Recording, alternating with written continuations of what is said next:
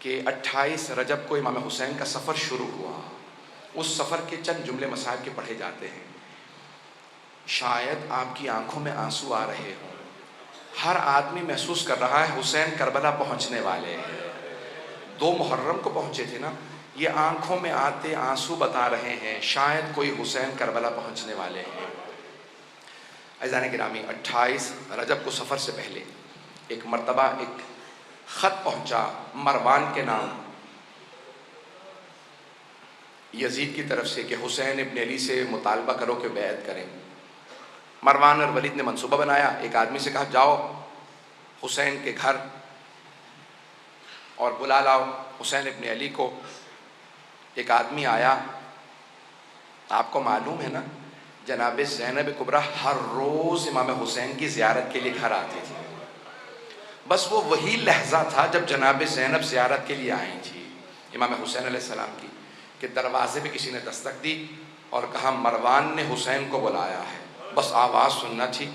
جناب زینب کا دل تڑپنے لگا کہ بھیا مروان سے ملنے نہ جائیے گا. کہا یہ شہر میری قتل گاہ نہیں ہے، میرا شہادت کربلا میں ہوگی،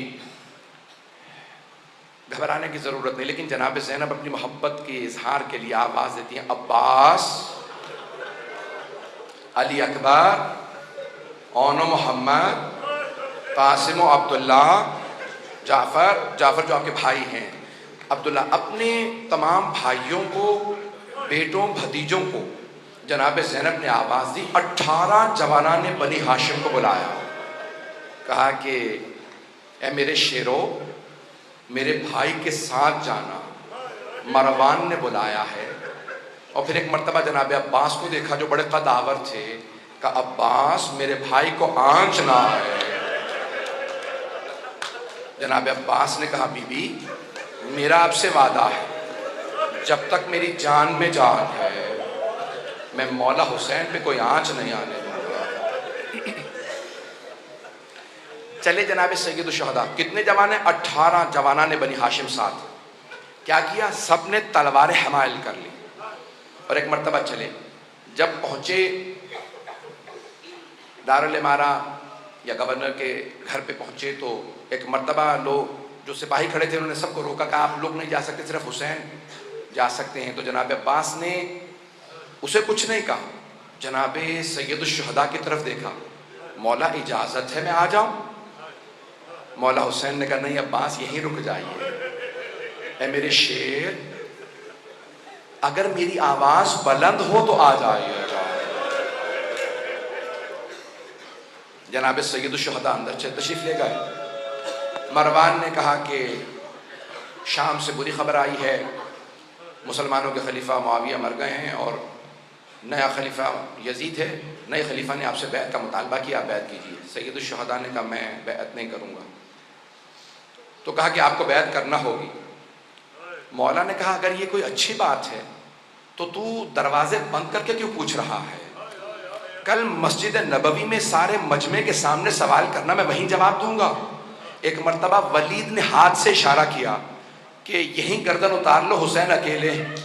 ایک مرتبہ سید الشہداء کو جلال آیا کہ یبن الزرقاء، اور نیلگوں نین رکھنے والی عورت کے بیٹے، اس کی ماں بدکارہ تھی. امام نے اس کی ماں کا نام لے کے کہا انت تقتلنی ام ہوا، تو میرا قتل کرے گا یا یہ میرا قتل کرے گا؟ جب بلند آواز سے بولے نا جناب عباس کے کانوں میں آواز آئی کہ مولا جلال میں. دروازے کو دھکیلا، دیکھا دروازہ بند. آپ جانتے ہیں نا گورنروں کے ہاؤس کے بڑے بڑے دروازے ہوتے ہیں، دروازہ بڑا تھا، بند تھا. جناب عباس نے کہا علی اکبر ذرا پیچھے ہٹنا. اپنا بازو دروازے پہ مارا، دروازہ گرا دیا.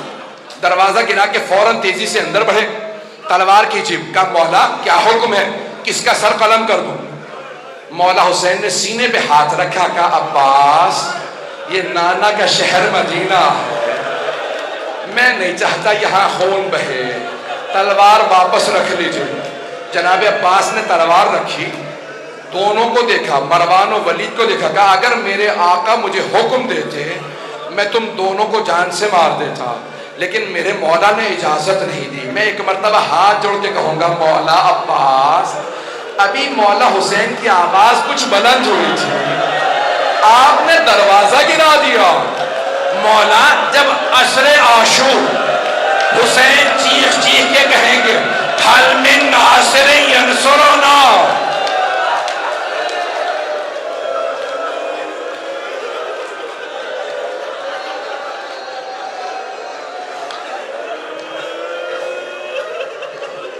جب عصر میں آواز بلند ہوگی، اے غازی عباس اس وقت کیا کیجئے گا؟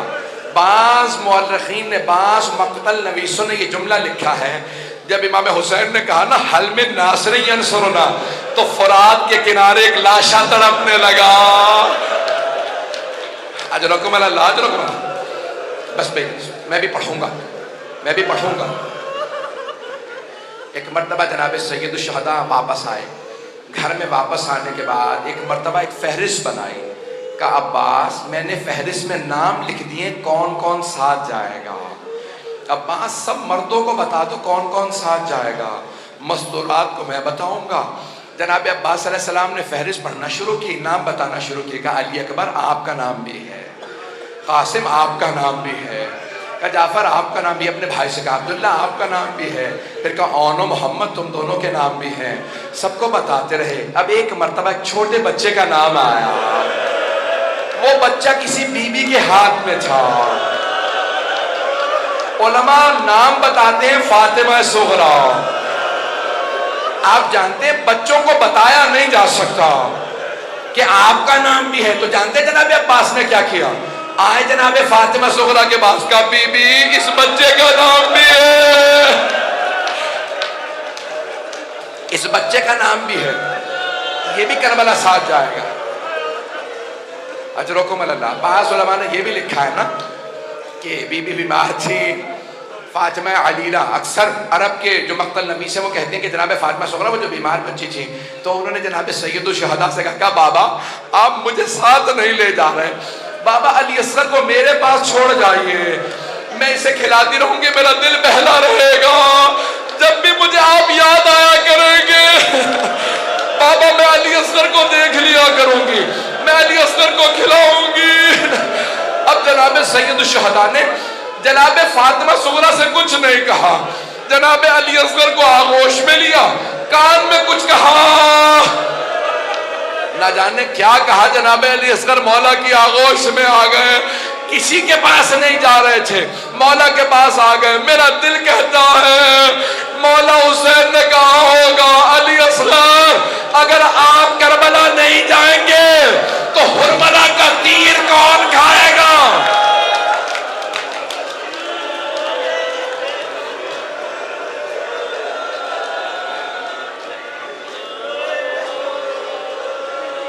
بس بھئی کوئی رونے میں بخل نہ کرے.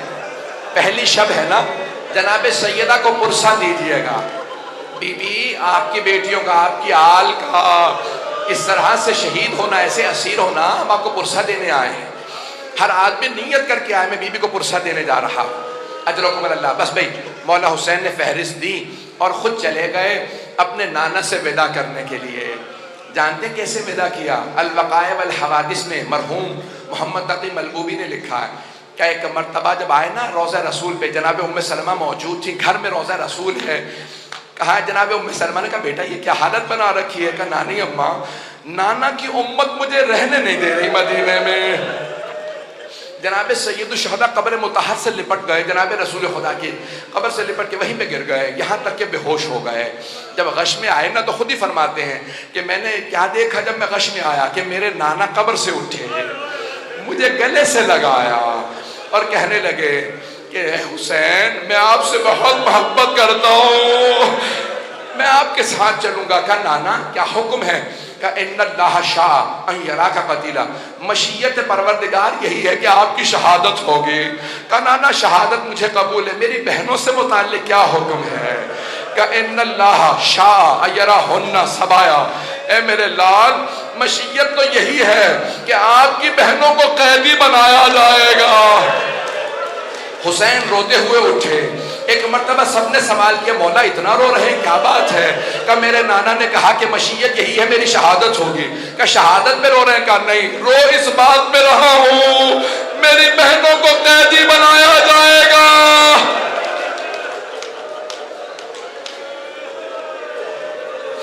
میری بہنوں کو قیدی بنایا جائے گا. اجرکم اللہ. بس بھئی جناب سید الشہداء ایک مرتبہ گئے، کہاں؟ اپنی ماں جناب سیدہ کے قبر پہ گئے. علماء کہتے ہیں جیسے ایک بچہ ماں سے لپٹ کے روتا ہے، مولا حسین ویسے قبر سے لپٹ گئے. اور بلند آواز سے رو رو کے کہنے لگے اماں میں کربلا جا رہا ہوں، اماں میں کربلا جا رہا ہوں۔ ایک مرتبہ محسوس ہوا قبر سے کچھ اٹھ رہا ہے، ایک بی بی اٹھی ہوگی، سینے سے لگا کے کہا ہوگا میرے لال آپ تنہا نہیں جائیں گے، میں ساتھ جاؤں گی، میں شب عاشور اپنے بالوں سے آپ کے مقتل کو صاف کروں گی، میرے لال جب آپ زلجنا سے زمین پہ آئیں گے میں برقعے کا دامن پھیلاؤں گی، میں آپ کے سر کو اپنے برقعے کے دامن میں لوں گی، میرے لال میں کربلا ساتھ جاؤں گی۔ اٹھے جناب سید الشہداء، بس بھئی 2 سے 4 منٹ 5 منٹ کی زحمت اور دوں گا۔ اٹھے جناب سید الشہداء، ایک مرتبہ گھر آئے اور کہا کہ سب تیار ہو جائیں، 28 رجب ہے۔ جناب سید الشہداء نے مسند بچھائی، جناب عباس سے کہا کہ پانی مشکیزوں میں بھر لو۔ کہا کہ مولا میں نے اتنا پانی بھرا ہے کہ پانی ختم نہیں ہوگا، نہ جانے کس کے قافلے کو پلانا پڑ جائے، کس اور کے قافلے کو۔ بس بھئی تمام کیا، 2 جملے سن لیجئے۔ ایک مرتبہ سید الشہداء نے مسند بچھائی، بیٹھ گئے کہ عباس عماریاں سجا دی جائیں، کجاوے ہوں، اور ایک مرتبہ اچھے اچھے کپڑوں کے اندر، مجھے نہیں معلوم، مخمل چھاں مختلف، علماء کہتے ہیں بڑے ہی سجائے ہوئے عماریوں کو جناب عباس لے کے آئے۔ کیوں؟ علی کی بیٹیاں جا رہے ہیں، عماریاں سجائی ہوئی ہیں کہ عماریاں لے کے آتے رہنا، بیویوں کو ایک مرتبہ سب کو سوار کرا دیا جائے۔ میں نے سارے مصائب چھوڑ دیے۔ ایک مرتبہ سید الشہداء مسند بچھائے بیٹھے ہیں، آواز دی، ایک کنیز سے کہا کہ سب کو بیویوں کو بلاتے رہنا، آواز دی کہ حسن مجتبیٰ کی بیوہ آ رہی ہیں۔ مولا حسین نے آواز دی قاسم ماں کو سوار کرا دو۔ جناب عبداللہ، جناب قاسم و عبداللہ، ایک نے اپنا گھٹنا زمین پہ رکھا، دوسرے نے عماری کا پردہ ہٹایا، بازو تھاما، ماں کو سوار کرا دیا۔ سارے میں نے مصائب چھوڑ دیے۔ سنے گے جملہ؟ ایک مرتبہ کسی نے کہا لیلا آ رہی ہے، مولا حسین نے کہا علی اکبر ماں کو سوار کرا دو۔ جناب علی اکبر نے ماں کا بازو تھاما، نہ جانے ماں کے کلیجے پہ کیا بیچ رہی ہوگی، عماری کا پردہ ہٹایا، ماں کو عماری پہ سوار کرا دیا۔ اتنے میں آواز آئی علی کی بیٹی ام کلثوم آ رہی ہے۔ مولا حسین نے آواز دی عباس بہن کو سوار کراؤ، علی اکبر عماری کا پردہ ہٹاؤ، قاسم گھٹنا زمین پہ رکھو، اونو محمد سب سے کہو سایہ کر دے۔ جناب ام کلثوم آئی، اتنے میں آواز آئی علی کی بیٹی زینب کبریٰ تشریف لا رہی ہے۔ راوی عبداللہ ابن سنان کہتے ہیں میں نے اپنی آنکھوں سے دیکھا حسین مسند سے کھڑے ہو گئے، سارے جوانوں میں سایہ بنا۔ جیسے جناب زینب آئی، جناب عباس نے کہا بی بی میں آپ کو سوار کرا دوں، جیسے بازو تھاما کا عباس رک جاؤ، آج میں بھیا آپ سے سوار نہیں ہونا چاہتی۔ جناب علی اکبر نے کہا پھوپھی اماں میں سوار کرا دوں گا، نہیں علی اکبر۔ ایک مرتبہ اونو محمد آگے بڑھے کہ اماں ہم حاضر کریں، رک جاؤ۔ اب جناب سید الشہداء نے خود کہا کہ بہن میں آپ کو سوار کرا دوں، بی بی نے کہا بھیا مجھے